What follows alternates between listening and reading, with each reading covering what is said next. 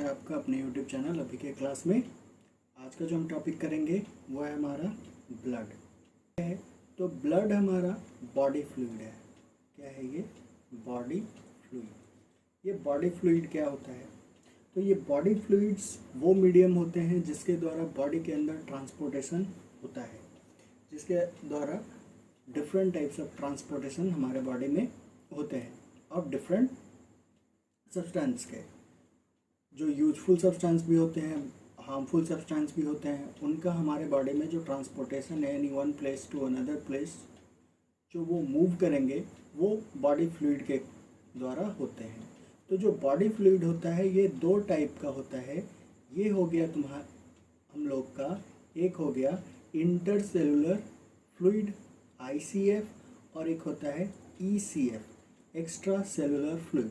यानी सेल के बाहर जो फ्लूइड प्रेजेंट है वो एक्स्ट्रा सेलुलर फ्लूइड, और जो सेल के अंदर जो कंटेंट है फ्लूइड्स के वो जो प्रेजेंट है वो हमारे क्या कहलाएंगे? Intracellular fluids. तो जो अंदर है उनको हम क्या बोलेंगे? Intracellular fluids. ठीक है। तो ब्लड जो है ये एक्स्ट्रा सेलुलर फ्लूइड का 30 to 35% होता है। ये एक्स्ट्रा सेलुलर फ्लूइड्स का 30 to 35% होता है। या नॉर्मल ह्यूमन बॉडी में, नॉर्मल हेल्दी पर्सन में ये 5 से 5.5 लीटर तक होता है। तो पहले हम इसको देखते हैं कि ये है क्या। तो ब्लड हमारा क्या है? तो ब्लड ये एक मोबाइल फ्लूइड कनेक्टिव टिश्यू है। ये कैसा है? मोबाइल मतलब जो अपना प्लेस को चेंज कर सकता है, यानी जिनके अंदर मूवमेंट होते हैं, वैसे को क्या बोलते हैं? मोबाइल। तो ये कैसे फ्लूइड है? तो ये हमारा मोबाइल फ्लूइड है जो क्या करता है? तो जो ट्रांसपोर्टेशन में हेल्प करेगा। तो ये कैसा टिश्यू है? तो ये एक कनेक्टिव टिश्यू है जो पूरे बॉडी का सबसे सॉफ्टेस्ट टिश्यू है ऑफ द बॉडी। ये इसका जो डेरिवेशन हुआ है वो किससे हुआ है? तो ये हुआ है मेसोडर्म से। तो एम्ब्रियोनिक स्टेज में 3 होता है। कौन कौन सा? तो एक होता है एक्टोडर्म, एम्ब्रियो का एक्टोडर्म, मेसोडर्म और इंडोडर्म। Ecto, meso, endo. तो इनका ये जो लिए गए हैं ये किसके, या इनका जो डेरिवेशन है ये किसके द्वारा फॉर्म हुआ है? तो ये मेसोडर्म लेयर से ये फॉर्म हुआ है। तो एक एडल्ट ह्यूमन में कितना होता है? तो 5 से 5.5 लीटर। या ECF जो एक्स्ट्रा सेलुलर फ्लूइड्स है, यानी सेल के जो बाहर फ्लूइड्स हैं उसका 30 to 35% कौन फॉर्म करता है? ये हमारा ब्लड रहता है। तो इसमें जो वाटर कंटेंट है वो 78% है। वाटर का कंटेंट कितना है? 78%। इसमें वाटर का कंटेंट कितना है? 78%। और इसमें सॉलिड कंटेंट जो होते हैं वो 22% होते हैं। तो वाटर कंटेंट में अगर हम देखते हैं तो प्लाज्मा, यहाँ हम लोग देखते हैं तो प्लाज्मा हो गया। और जो दूसरा पार्ट होता है, यानी ब्लड का 2 पार्ट होता है, 2 कंपोनेंट ये बना है। पहला हो गया हमारा प्लाज्मा और दूसरा हो जाता है फॉर्म्ड एलिमेंट। तो फॉर्म्ड एलिमेंट्स में हमारे आते हैं RBC, यहाँ WBC और ये प्लेटलेट्स। RBC, WBC और प्लेटलेट्स ये आते हैं। और प्लाज्मा, तो प्लाज्मा जो होता है वो टोटल ब्लड का 55% फॉर्म करता है। कितना परसेंट फॉर्म करता है? ये 55% फॉर्म करता है। और ये 45% होता है, ये 45% होता है फॉर्म्ड एलिमेंट। और फॉर्म्ड एलिमेंट में भी सबसे ज़्यादा कौन होगा? RBC। ये लगभग कितना होता है? 41%। और वाइट ब्लड सेल जो होता है वो 4% होता है। रेड ब्लड सेल का दूसरा नाम एरिथ्रोसाइट्स, WBC का दूसरा नाम ल्यूकोसाइट्स और प्लेटलेट्स का दूसरा नाम थ्रोम्बोसाइट्स। ठीक है। वाइट ब्लड सेल को इसमें हम क्या बोलते हैं? तो वाइट ब्लड सेल को हम बोलते हैं सोल्जर ऑफ द बॉडी, क्योंकि ये हमारे डिफेंस मैकेनिज्म में हेल्प करते हैं। यानी बाहर के माइक्रोब से या एंटीजन से ये हमें प्रोटेक्ट करते हैं। ठीक है, ये सोल्जर ऑफ द बॉडी। और ये जो रेड ब्लड सेल हैं इनका जो मेन काम है वो ट्रांसपोर्टेशन ऑफ ऑक्सीजन है, जिसको हम आगे एक एक करके देखेंगे। इसका जो ब्लड होता है वो हमारा क्या है? pH इसका 7.4 होता है। इसका pH कितना होता है? 7.4 4 ये स्लाइटली अल्कलाइन होते हैं और इस पीएच को मेंटेन किया जाता है। इस पीएच को मेंटेन किया जाता है किसके द्वारा? तो जो पीएच है वो कितना है? 7.4। ये स्लाइटली अल्कलाइन होते हैं और इसका जो पीएच है वो मेंटेन किया जाता है, ये मेंटेन किया जाता है 6.8 टू 7.8, यानी 6.8 से न कम होने दिया जाता है और 7.8 से न ज़्यादा होना चाहिए। अगर ये ऐसा होता है, इससे कम या ज़्यादा होता है तो इसमें डेथ हो जाती है। ठीक है, तो ब्लड का जो मेंटेनेंस है वो 6.8 से 7.8 तक मेंटेन किया जाता है। 6.8 से लोअर नहीं होना चाहिए और 7.8 से हाइयर नहीं होना चाहिए। तो ये कितना होता है? 7.4। ये स्लाइटली अल्कलाइन होते हैं और ये मेंटेन किया जाता है। जो फॉर्मेशन है ब्लड का वो हेमोपोएटिक टिश्यूज़ के द्वारा होता है। ये हेमोपोएटिक टिश्यूज़ के द्वारा जो फॉर्मेशन है उस प्रोसेस को हम लोग बोलते हैं हीमोपोएसिस। इसको हम क्या बोलते हैं? ये हीमोपोएटिक टिश्यूज़ के द्वारा, यानी जो ब्लड है उसका जिस प्रोसेस के द्वारा फॉर्मेशन होता है हीमोपोएटिक टिश्यूज़ के द्वारा जो फॉर्मेशन होता है ब्लड का, उस प्रोसेस को हम लोग बोलते हैं हीमोपोएसिस। यानी जिस प्रोसेस के द्वारा ब्लड का फॉर्मेशन होता है उसे हम क्या कहते हैं? उसे हम कहते हैं हीमोपोएसिस। और जिस टिश्यूज़ के द्वारा होता है उसको हम लोग क्या बोलते हैं? Haemopoietic tissue. उसको हम क्या कहते हैं? Haemopoietic tissues. अब हम लोग ब्लड का कलर देखते हैं तो ऐसे ये रेड होता है due to presence of haemoglobin. तो ऑक्सीजनेटेड ब्लड जो होता है वो रेड कलर होता है, लेकिन डीऑक्सीजनेटेड पर्पल कलर होता है। यानी ऑक्सीजनेटेड में 16% जो होते हैं वो ऑक्सीजन होते हैं उसके अंदर, और डीऑक्सीजनेटेड में 12% हमारा ऑक्सीजन होता है। और CO2 यानी पार्शियल प्रेशर इसमें CO2 का ज़्यादा होगा और इसमें पार्शियल प्रेशर ऑफ ऑक्सीजन ज़्यादा होगा, इसमें कम होगा।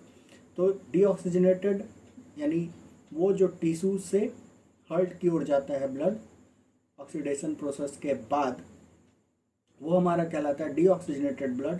और इसका कलर कैसा होगा? पर्पल। यानी दो कलर होंगे ब्लड के, एक रेड और दूसरा पर्पल। पर्पल कब होगा? डीऑक्सीजनेटेड में, और हमारा रेड कब होगा? ऑक्सीजनेटेड में। ठीक है, तो इसके दो कंपोनेंट होते हैं, प्लाज्मा और फॉर्म्ड एलिमेंट। तो प्लाज्मा जो होता है 55% फॉर्म करता है और फॉर्म्ड एलिमेंट जो होते हैं 45% फॉर्म करते हैं। ये जो 45% में है फॉर्म्ड एलिमेंट, इसमें 3 होगा। कौन कौन सा? RBC, WBC और प्लेटलेट्स, यानी एरिथ्रोसाइट्स, ल्यूकोसाइट्स और थ्रोम्बोसाइट्स। ठीक है, आइए हम लोग नेक्स्ट देखते हैं। नेक्स्ट है जो है हमारा प्लाज्मा। नेक्स्ट हमारा है प्लाज्मा।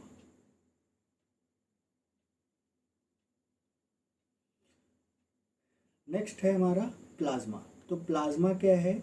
तो प्लाज्मा हम लोग देखते हैं तो प्लाज्मा जो है एक नॉन लिविंग इंटरसेलुलर सब्सटेंस है।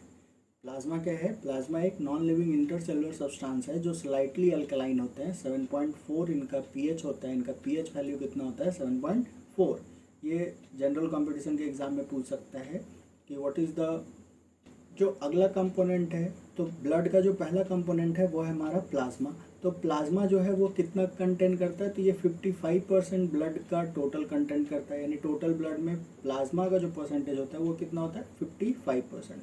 ये बहुत सारे कॉम्पिटिटिव एग्जाम में पूछते हैं कि प्लाज्मा का परसेंटेज ब्लड में कितना होता है, तो कितना होता है? 55%। ये कैसे होते हैं? तो ये एल्कलाइन होते हैं। ये कैसे होते हैं? एल्कलाइन।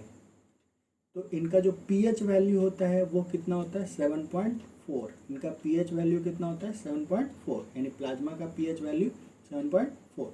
ये कैसे होते हैं? तो ये कलर इनका अगर देखते हैं तो इनका पेल येलो कलर होता है, ये ट्रांसपेरेंट होते हैं और क्लियर फ्लूइड होता है। इसके बाद ये स्ट्रक्चर कैसा होता है? तो ये नॉन लिविंग स्ट्रक्चर होता है जो इंटरसेलुलर सब्सटेंस यानी सेल के जो सब्सटेंस होते हैं उनको ये अपने अंदर रखता है।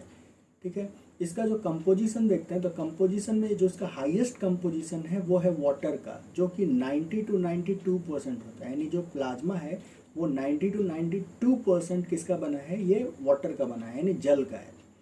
तो ये भी क्वेश्चन कॉम्पिटिटिव एग्जाम में पूछता है कि वाटर का कंपोनेंट प्लाज्मा में कितना होता है, तो कितना होता है 90 to 92%। इसके बाद आता है प्लाज्मा प्रोटीन, जो कहलाते हैं सॉलिड फॉर्म में। तो ये जो होते हैं ये 6 से 8% होते हैं। ये कितने होते हैं, 6 से 8 या 7 से 8% होते हैं प्लाज्मा का, जिसमें 3 टाइप होता है। ये जो प्लाज्मा प्रोटीन है इसका जो मेनली अगर हम लोग देखते हैं तो एक हो गया हमारा एल्ब्यूमिन, जिसको हम लोग बोल सकते हैं सीरम एल्ब्यूमिन, ये हो जाएगा सीरम एल्ब्यूमिन।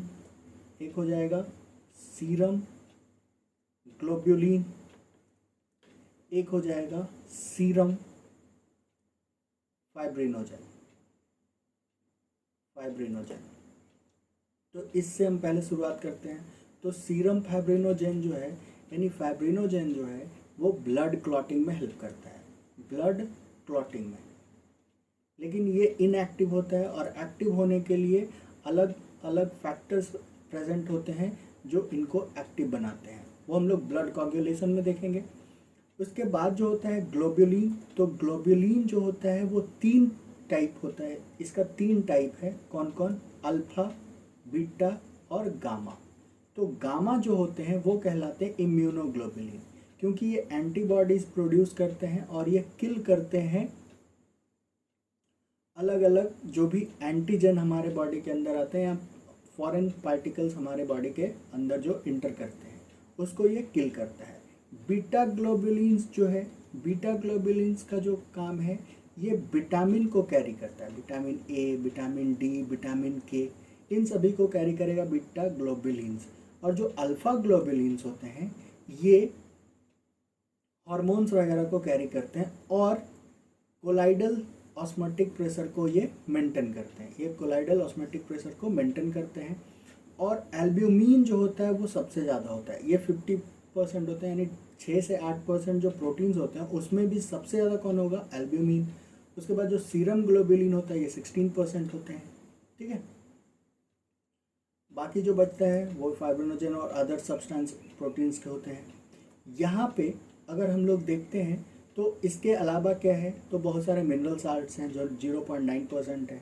तो इसमें क्लोराइड है, बाइकार्बोनेट है, सल्फेट्स है, फॉस्फेट है, sodium, potassium, calcium, iron, manganese का। तो ये जो होते हैं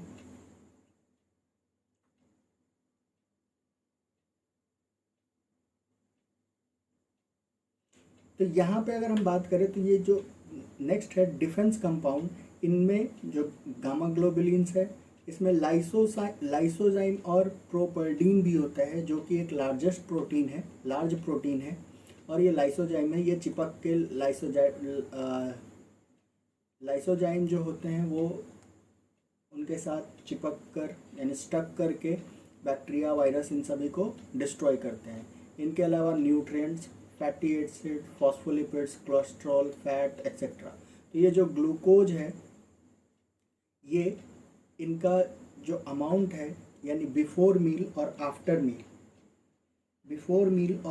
मील जो होना चाहिए, तो बिफोर मील कितना होना चाहिए 90 to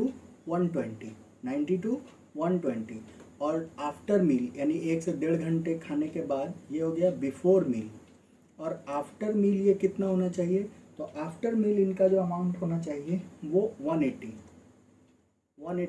mg पर 100 ml, यानी 100 ml ब्लड में जो इनका अमाउंट होना चाहिए वो कितना होना चाहिए आफ्टर मील 180, और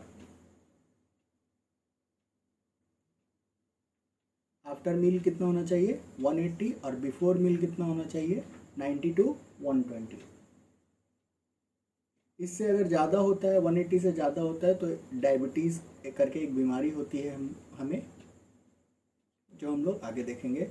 एंटीकोगुलेंट क्या है, यानी वो जो ब्लड को जमने से रोके, तो वो कौन है, तो वो है हेपरीन। ये जो है वो कौन है, वो हेपरीन।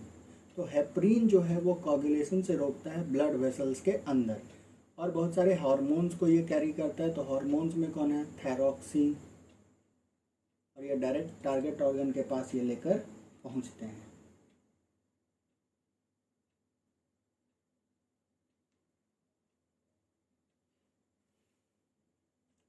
तो ये जो हेपरिन है, ये ये इसको कौन सिक्रेट करता है, तो ये सिक्रेट करता है बेसोफिल्स और मास्ट सेल्स।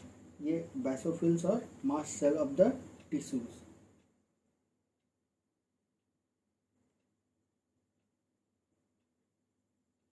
यहाँ पे अगर हम देखते हैं तो अल्फा और बीटा ग्लोबुलिन्स का जो हमारा फॉर्मेशन होता है, ये होता है